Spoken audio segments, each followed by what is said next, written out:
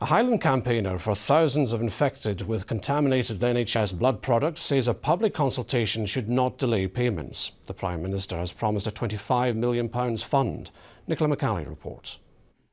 Haemophiliac and hepatitis C sufferer Bruce Norval has to inject himself with blood clotting agents every 3 days. Made from human plasma, each bottle is the equivalent of exposure to 20,000 individual donors. He's just one of the estimated 7,000 people infected through contaminated blood products used by the NHS between 1970 and 1991.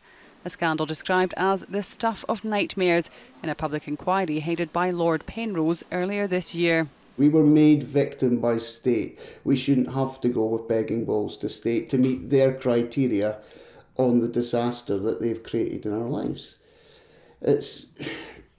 We have systems at the moment that have 80% of victims with no ongoing support. Prime Minister David Cameron promised £25 million compensation to victims. Speaking in the Commons this afternoon, Ben Gummer, the Health Under-Secretary, said the money will be released following a public consultation with those affected.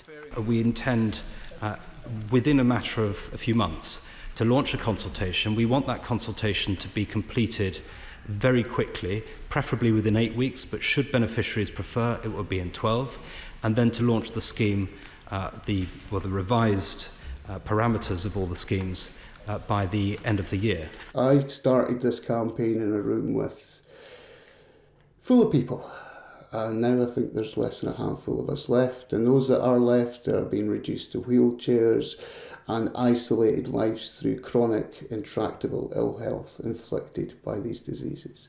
It is a horror story, a car crash that has never stopped happening. The public consultation is expected to be launched in the autumn. Nicola McCally, STV News.